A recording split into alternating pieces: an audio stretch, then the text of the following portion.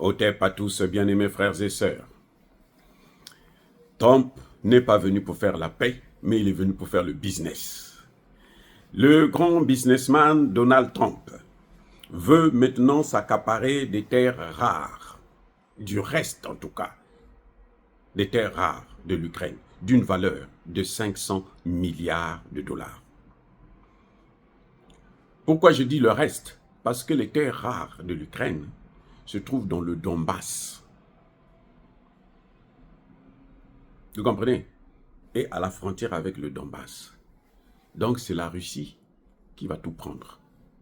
Parce que la Russie a pris le Donbass. En tout cas presque. Il reste quelques petites poches de résistance qu'elle va balayer d'ici peu. Vous voyez? Donc, à la frontière, là, ce qui reste là, qui pourront être du côté de l'Ukraine, c'est ça que Donald Trump veut, d'une valeur de 500 milliards. Parce qu'on parlait avant de 12 milliards.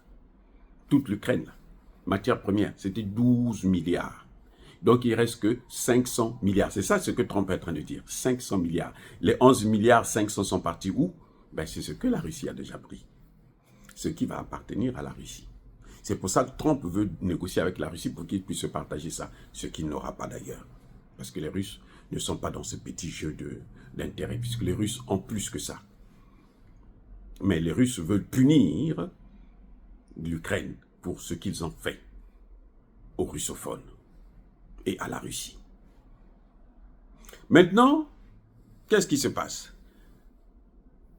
Zelensky, pour éviter de donner les terres rares qui lui restent, parce qu'après il ne lui restera pas rien du tout, qu'est-ce qu'il fait?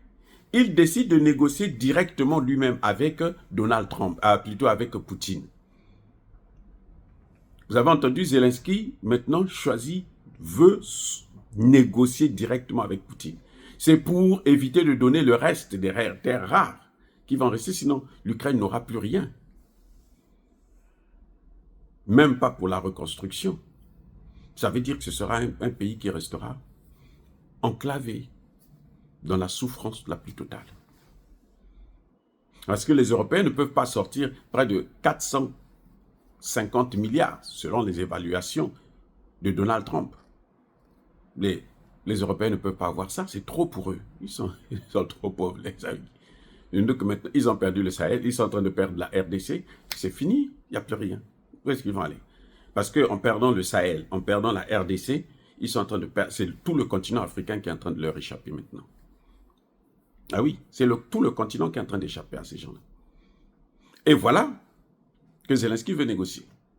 Manque de peau pour lui, c'est que Poutine dit, moi je ne négocie pas avec toi. Poutine veut négocier avec son maître. Parce que si Poutine négocie avec lui, eh bien, le maître viendra casser tout. Puisqu'il a déjà fait ça. Poutine avait négocié avec Zelensky directement 2 ou 3 semaines après le début de l'offensive russe et qui a tout modifié. Mais c'est le maître. Le premier ministre britannique de l'époque est venu à Kiev pour dire à Zelensky, non, tu ne signes pas. Nous, on va te donner les armes et tout pour faire la guerre. Donc, qui a bu boira. S'il a fait ça la dernière fois, il fera encore. Vous n'avez pas vu les Occidentaux, l'Europe, les Européens, ils ont entraîné le monde dans la Première Guerre mondiale. Après, ils ont repris la Deuxième Guerre mondiale. Maintenant, ils veulent la Troisième Guerre mondiale. Vous voyez, la guerre est presque terminée. Emmanuel Macron dit non, il faut continuer. Il envoie ces putains de rafales qui ne servent à rien d'ailleurs. C'est la poubelle. Vous voyez? Donc, Zelensky veut contourner Donald Trump. Mais Donald Trump n'est pas aussi bête. Il n'est pas aussi bête que ça. Dès que Donald Trump a vu ça, il dit, mais attendez, celui-là, il veut me contourner, il est fou, quoi. Donald Trump appelle Poutine pour parler avec lui. Eh oui. C'est certainement pour lui dire que non, ne l'écoute pas. Ça, tu as bien fait d'ailleurs de ne pas discuter avec lui. Puisque Poutine a bien dit, hein, c'est des propos insensés. Quand Zelensky a dit, on va négocier, je vais négocier directement avec Poutine, Poutine a dit ça, ce sont des propos insensés. Le lendemain, c'est Trump qui appelle Poutine pour dire, écoute, tu as bien fait, envoie ce garçon-là aller se faire foutre. Parce que ça, c'est une affaire que toi et moi, nous allons régler. L'Europe, là, n'a rien à voir dedans. C'est les deux grands qui doivent parler. Donc, ils sont en train de coopérer maintenant sur le dos de Zelensky parce qu'il a été trop obéissant à l'Occident. Et c'est ça qui arrive à tous ceux qui obéissent à l'Occident. Je reprends. Ce que vous voyez là, c'est ce qui arrive à tous ceux qui obéissent à l'Occident. Quand l'Occident vous manipule, le jour que vous allez vous faire face à un os, ils vont vous lâcher. Ils vont vous trahir eux-mêmes. Ça, c'est un message pour Tshisekedi. L'Occident, là, ne peut pas vous amener la paix en RDC. Non.